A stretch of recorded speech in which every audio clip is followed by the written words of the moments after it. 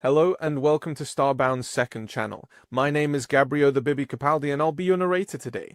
But before we get into today's story, please do check down below that you are subscribed to the channel. It's 100% free and helps us pop up on your feed a bit more often.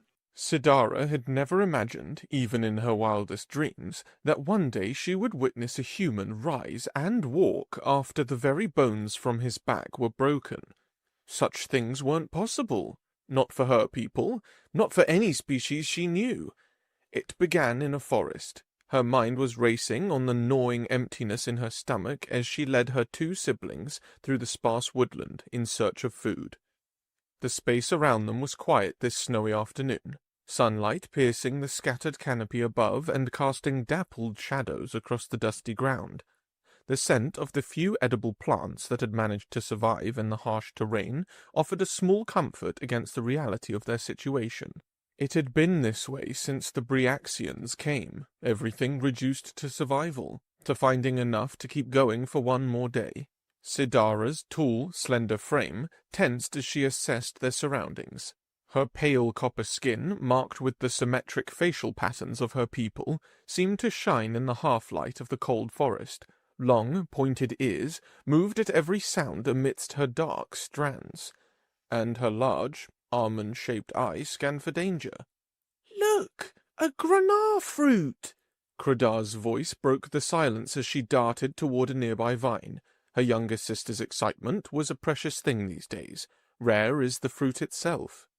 Kradar stopped and plucked the small purple orb with delicate fingers, and cradled it as if it were a precious gem rather than barely a mouthful of nourishment. She hurried back, her movements causing the sparse underbrush to sway. The barren landscape around them, once lush with vegetation, had been another casualty of war. Most plants, capable of sustaining their kind, had withered under the Breaxians' ecological weapons, a calculated move to make the population depend on their meager rations. "I'll share," Kradar announced, her wide eyes bright with a childish generosity that seemed impervious to their circumstances.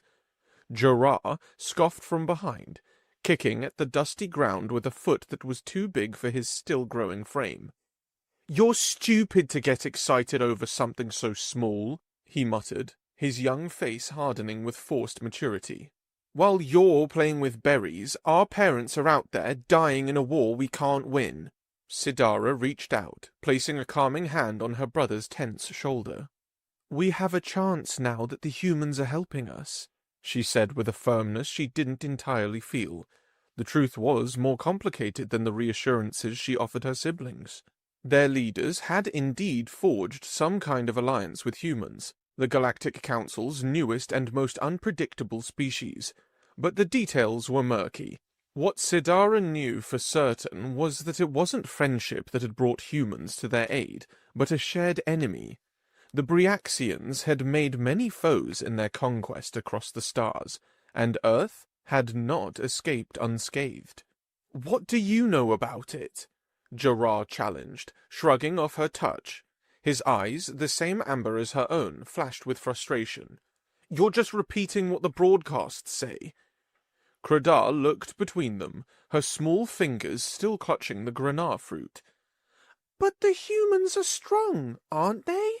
Father said they come from a world with heavy gravity.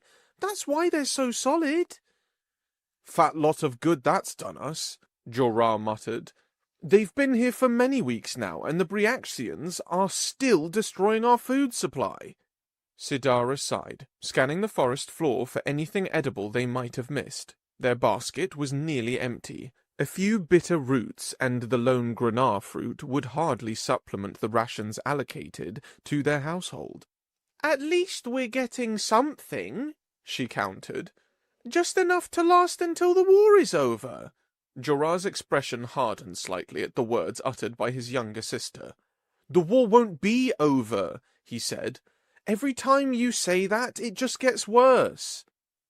Kradar's eyes widened, tears on the verge of falling, but before Sidara could intervene, a deafening roar split the air above them.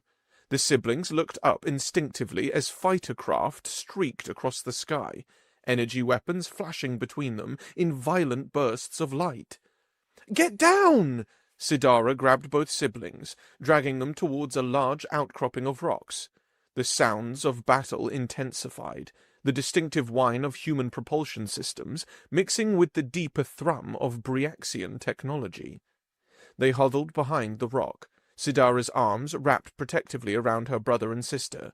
Above them, the aerial combat crescendoed, flashes of light reflecting off the scattered leaves and stones around them. "They're right above us," Jorah whispered, his earlier bravado gone. His body trembled against Sidara's side. Credar pressed her face into Sidara's chest, smearing the remains of the granat fruit between them. "Are they going to see us? The Bryaxians took the Leten family when they were caught outside during curfew." Sidara tightened her grip. "They're too busy fighting. They won't notice us." She hoped the reassurance sounded more convincing to her siblings than it did to her own ears. As they crouched in hiding, Sidara felt an unexpected pang of longing for her parents. Her mother would know what to do. She always had a plan, a way to make things better, and her father's calm presence would make even this terrifying moment seem manageable. "I miss them," Credar whispered, echoing Sidara's thoughts. "I miss Mother's songs before sleep." Jorah remained silent, but Sidara felt him press closer to her side. For all his pretense at toughness, he was still just the child aching for the security that had been taken from him. When he finally spoke, his voice cracked with emotion he couldn't quite suppress. "Father promised to teach me bow hunting when the season changed," he said quietly. "He said I was old enough." Sidara rested her cheek against her brother's head.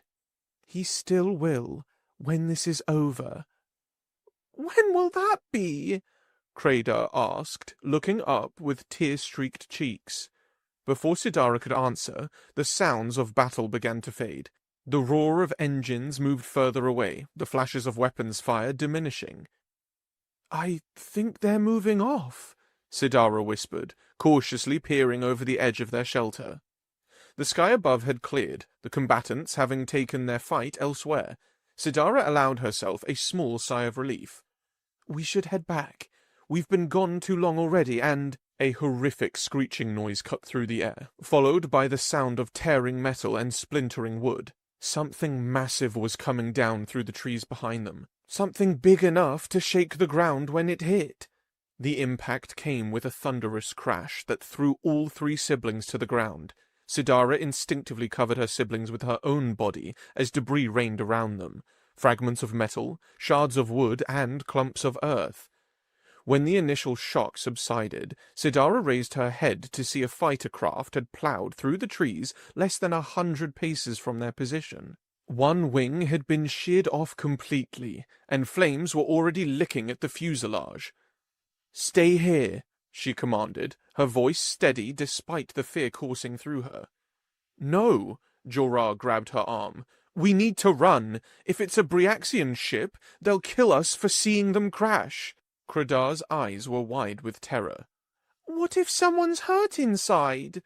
Sidara hesitated, torn between the instinct to flee and the possibility that someone, perhaps one of their human allies, might need help.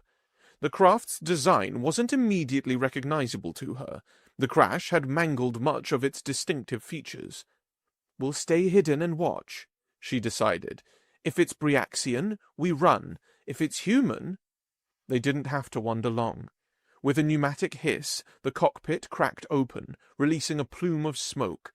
A figure emerged, moving with obvious pain, but with a determined steadiness, and jumping to the ground. It was broader than any of Sidara's people, with a sturdy build that seemed almost stocky by comparison. No sharp claws, no protruding fangs, just a strange, flat face with a small nose and rounded ears. "It's a human!" Credar whispered in awe. Relief flooded through Sidara as she watched the human pilot survey his surroundings. When his gaze fell on them, she saw instant alertness in his eyes, the wariness of a soldier in hostile territory. But as he registered their slender forms and frightened faces, not Bryaxian faces, Something in his expression changed. Yet the moment of connection was shattered by a sudden explosion as the damaged fighter erupted in flames. The force of the blast sent a twisted piece of metal hurtling toward the human. He had no time to dodge. The debris struck him squarely in the back, driving him forward onto the ground where he lay motionless. "No!" Kradar cried out, starting forward before Sidara could stop her. Jorah grabbed his little sister's arm. "We have to go, now. The Bryaxians will be tracking the crash. They'll be here any minute." "We can't leave him," Kradar protested, tears streaming down her face. "He came to help us." Sidara looked between her siblings and the fallen human. The right course of action wasn't clear. Helping the human meant risking Bryaxian patrols, but leaving him felt wrong on a level that transcended logic. "Stay here with Jorah," she finally decided. "I'll check if he's alive." Despite Jorah's protest, Sidara moved cautiously towards the human. As she drew closer, she could see the extent of his injuries. Burns marked one side of his face, and his flight suit was torn and bloodied in several places. Most concerning was the metal shard protruding from his lower back, just above his hip. Sidara knelt beside him, her heart pounding so wildly she was certain it would burst from her chest. She placed 2 fingers against his neck, as she'd seen her father do once for an injured neighbor. At first, she felt nothing, but then a pulse. Faint, but present. "He's alive!" she called back to her siblings, surprised at the wave of relief that washed over her. She tried to move him, to turn him onto his side, but his weight was beyond her strength. He was heavy, too much for her alone. Before she could call for help, Jorah and Kradar were at her side. "I thought I told you to stay back," she admonished, though without real anger. "You did," Jorah acknowledged, already positioning himself at the human's shoulders. "But you didn't really mean it." Kradar moved to the human's legs. "Is he going to die?" "Not if we hide him," Sidara said, more determined than she had felt in months. Something about this moment, this choice, felt significant in ways she couldn't articulate. Together, the 3 siblings managed to lift the injured pilot. His blood stained their clothing as they struggled under his weight, but they persevered, step by careful step, away from the burning wreckage. Behind them, the half-filled basket lay forgotten among the debris, the few gathered roots and one partially destroyed granat fruit abandoned in favor of something more precious, the chance to save a life that had been risked to save their world. As they made their painful way toward home, Sidara couldn't shake the image of the human's eyes in that brief moment before the explosion. The recognition, the relief, the resilience. She didn't know what consequences awaited them for harboring an injured enemy of the Bryaxians, but in that moment, it didn't matter. For the first time since the invasion, they were doing more than just surviving. They were fighting back in the only way they could. By the time they reached home, Sidara's arms trembled from the effort of supporting the human's weight. Even with all 3 siblings working together, the journey had been arduous, each step a battle against exhaustion and fear.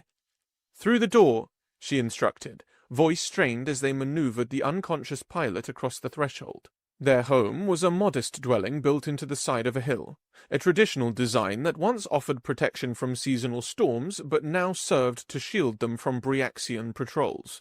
The main room was circular with a low ceiling supported by wooden beams, some carved with family symbols, now dulled by a fine layer of dust. Light entered through a narrow window, creating long shadows across the worn stone floor. "Put him there," Sidara nodded toward the pile of blankets spread across the floor near the central hearth, the makeshift bed they'd been sharing since the nightly bombardments had begun. None of them had felt comfortable sleeping alone in their rooms. They lowered the human onto the blankets, his weight finally released from their aching muscles. Sidara immediately moved deeper into the house, navigating around the few pieces of furniture that remained. Many of their possessions had been traded for food in those first desperate weeks before the human aid arrived. "Kradar, fetch some water," she called over her shoulder. "Jorah, watch him. I need to find something for his head."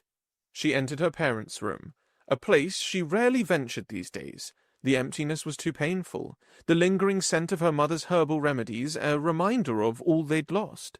She pulled a pillow from the bed and hesitated before taking a small wooden box from the shelf. Inside were the basic medical supplies her mother had always kept on hand. Nothing sophisticated, but perhaps better than nothing. Returning to the main room, Sidara knelt beside the injured human. She gently lifted his head to slide the pillow beneath it, noting how different his features were up close. His skin was lighter than hers, but he lacked the facial patterns that marked her people. His hair was cropped short, almost bristly, and a darker shade than any she'd seen among her kind. As she arranged the blankets around him, Sidara caught sight of something strapped to his side, a metallic object she recognized as a weapon. Humans carried guns, not unlike the Breaxians, though the design was different. There was also a knife secured to his ankle. Without hesitation, she removed both, setting them aside but within her reach.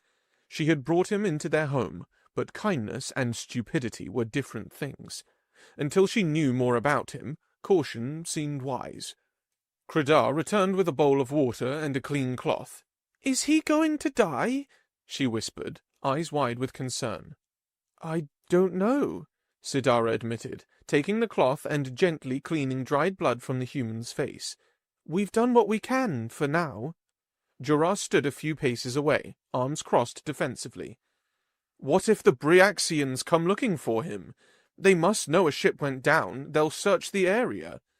"They'll search where the ship crashed," Sidara reasoned, though uncertainty gnawed at her. "We're far enough away." "What are we supposed to do with him?" Jorah pressed. "We barely have enough food for ourselves." Sidara had no good answer. All she knew was that leaving him to die had not been an option. "We'll give him water when he wakes. Beyond that, we wait. There's nothing else we can do." The siblings settled into an uneasy vigil as afternoon faded into evening and then into night. Occasionally, explosions illuminated the sky through the narrow windows, brief flashes followed by distant rumbles. The war continued, regardless of their small drama playing out beneath this humble roof. Jorah and Credar eventually succumbed to exhaustion, curling together on another blanket spread nearby. But Sidara remained awake, her back against the wall, watching the slow rise and fall of the human's chest. She had brought a stranger into their home, an alien soldier from a species she knew little about, and now felt responsible for whatever might follow. The night deepened. The bombardments grew less frequent, then ceased altogether.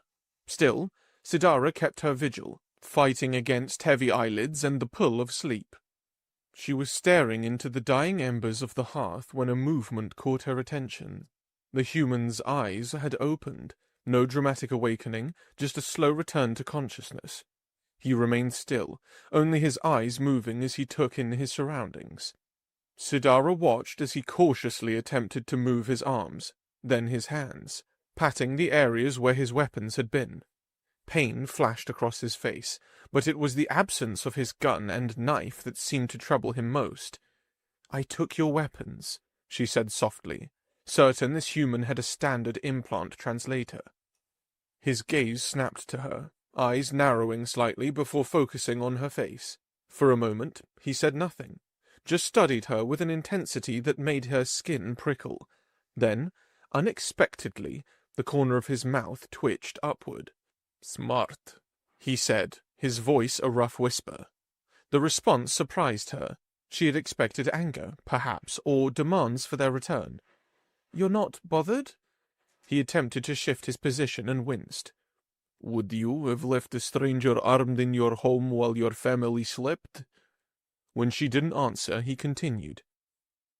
"Thank you for saving me." A cough rattled through him. "At least, that's what I think happened.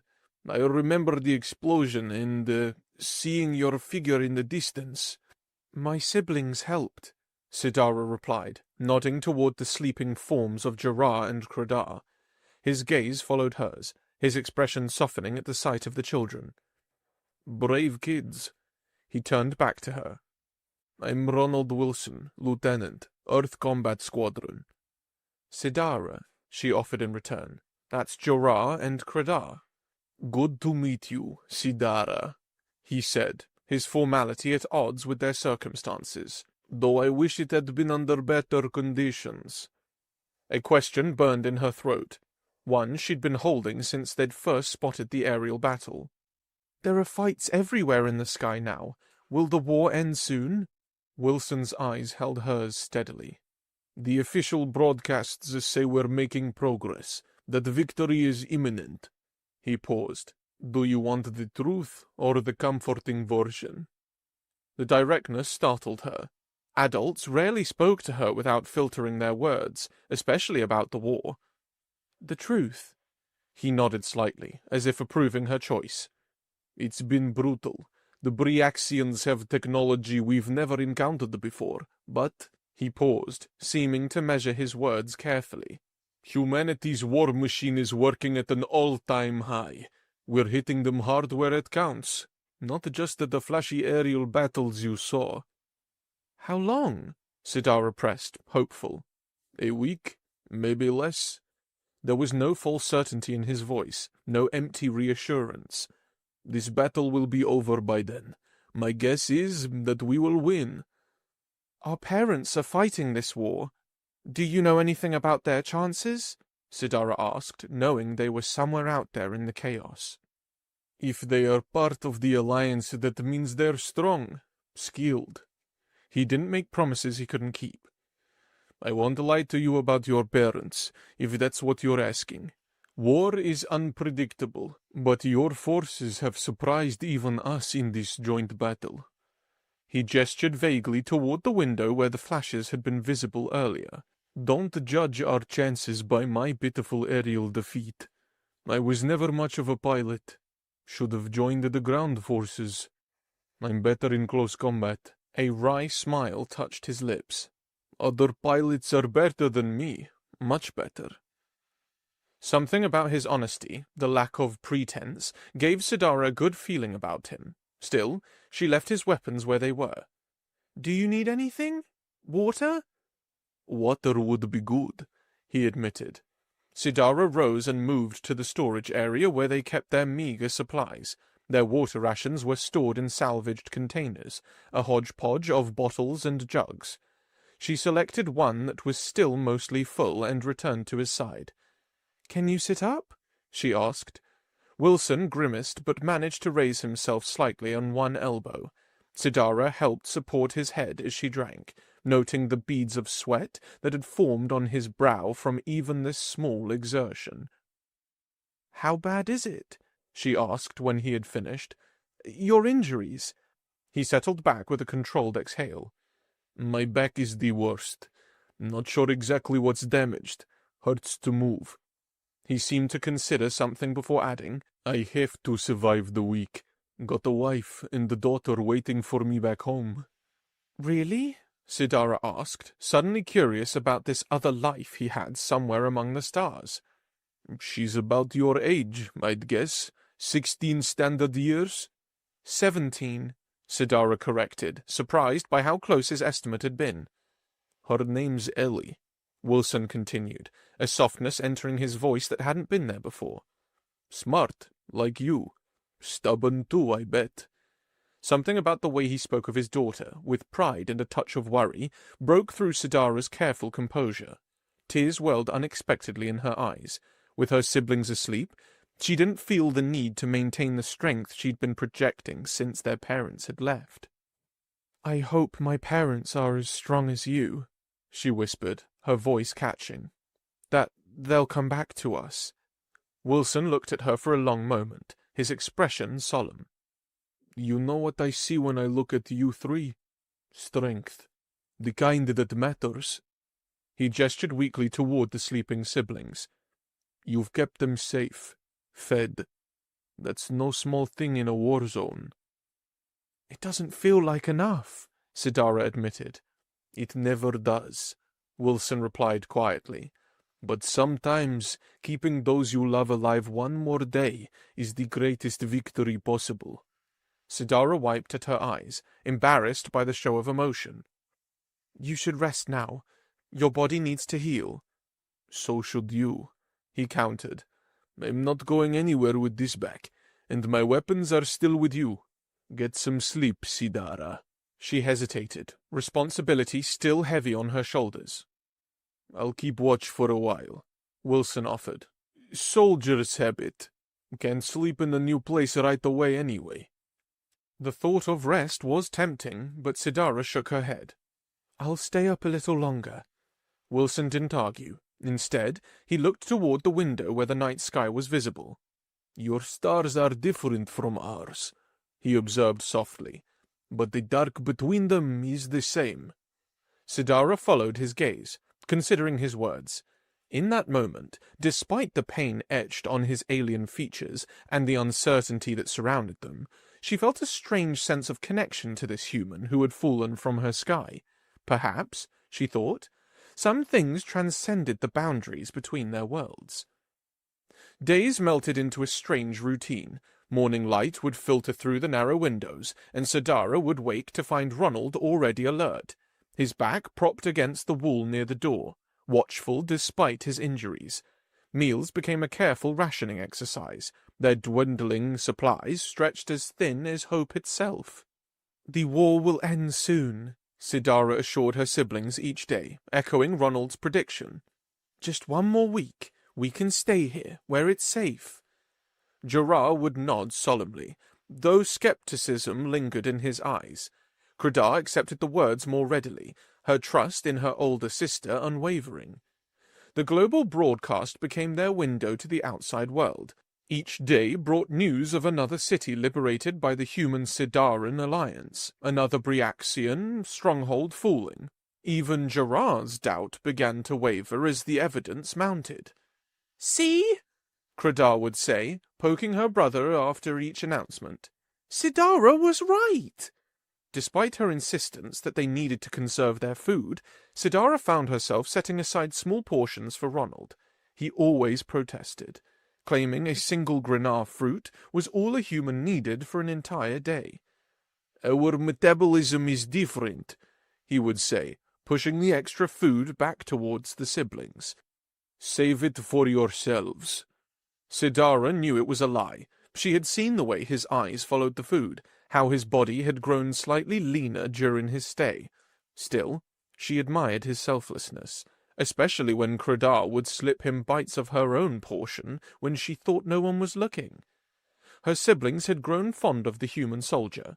Jorah peppered him with questions about Earth weapons and tactics, while Credar was fascinated by his stories of oceans and mountains, unlike anything on their world. Ronald answered their questions with patience, though Sidara noticed he carefully edited the harsher realities of war when speaking to them. It was only at night, after Jorah and Credar had fallen asleep, that the true conversations happened. In the dim light of a single lamp, with the distant sounds of battle occasionally punctuating the darkness, Ronald spoke to Sidara as an equal, no sugarcoating, no protective half-truths. "The Bryaxians have done this before," he told her on the third night, his voice calm. "They find populated worlds on the fringes of Council space, far from immediate help. They take hostages, those alien bastards, then negotiate for whatever they want from the Council." "Is that why they came here? To use us as bargaining chips?" The idea sickened Sidara, but it made sense in a twisted way. Ronald nodded grimly. "The Galactic Council has given in before. Peaceful negotiation is their way. But humans—" He paused, a hint of fieriness crossing his features. "We've only recently joined the Council. We haven't forgotten what it means to fight." "Is that why you came to help us, when the others wouldn't?" "Partially." His fingers absently traced the outline of the knife she'd returned to its place beside him at night. "They've tried something funny with us too, and made us angry." On the fourth night, he warned her about the war's end. "The Bryaxians retreating from the cities might pass through these outlying areas. They'll be desperate, angry. Some of the most dangerous moments come when they think they cannot win anymore, and have nothing more to lose." Each night, these conversations became a sanctuary for Sidara, a place where she didn't need to pretend to be strong. where she didn't need to maintain the facade of control she wore for her siblings. Ronald understood the weight she carried, perhaps because he carried his own. She watched him try to stand one evening, his face contorting with determination before he sank back down, sweat beading on his forehead. "Too much," he admitted, but his voice held no weakness, only the assurance that he would try again, and again, until he succeeded. This stubborn resilience comforted Sidara in ways she hadn't expected. When she finally allowed herself to sleep each night, she did so with the knowledge that someone was keeping watch. She would catch glimpses of him through half-closed eyes, raising his head from his resting place by the door to scan the windows, alert to any threat that might come. This reassurance lasted until the 6th day, nearly a full week after they had brought Ronald into their home. Sidara woke with a start, instantly alert at the sound of Ronald's low voice. "Sidara," he whispered urgently. "My weapons. Now." She blinked into the pre-dawn darkness, trying to orient herself. Ronald was staring intently at the window, his body tense in a way she hadn't seen before. Without pausing to analyze the wisdom of her actions, Sidara retrieved his gun and knife from their hiding place and brought them to him. Only after they were in his hands did the full implication strike her. What good would weapons do in the hands of a man who couldn't even stand? What threat had he sensed that she hadn't? A soft scratching at the door answered her unspoken question. Someone, or something, was trying to get in. "Take your siblings to the back room," Ronald instructed, voice barely audible. "Stay quiet. Stay down." Heart hammering against her ribs, Sidara moved to where Jorah and Karadar slept. She shook them gently, pressing a finger to her lips when they stirred. Understanding dawned in Jorah's eyes immediately. He took Karadar's hand without being told, and together they followed Sidara to their parents' bedroom. "What's happening?" Karadar whispered, fear making her voice tremble. "Shush!" Sidara pulled them both close, her back to the wall beside the doorway. "Everything will be fine." She said something else, questions or protests, but Sidara couldn't process the words. Her mind was focused entirely on the sounds from the main room, the creak of the door, the shuffle of movement. She pressed her siblings' faces against her, shielding their eyes from whatever might come. Her own eyes, however, remained fixed on the slice of the main room visible through the partially opened doorway. From this angle, she could see the spot where Ronald had been resting all week, the blanket now empty. Her gaze shifted, searching for him in the dim light. What she saw defied everything she knew about injuries and recovery. Ronald Wilson was standing, not hunched in pain or leaning against the wall for support, but fully upright, weapon raised, every muscle coiled with lethal intent. There was no hint of the agony that had marked his every movement just hours before. No evidence of the shattered bones that surely lay beneath his skin. The front door burst open with a splintering crack.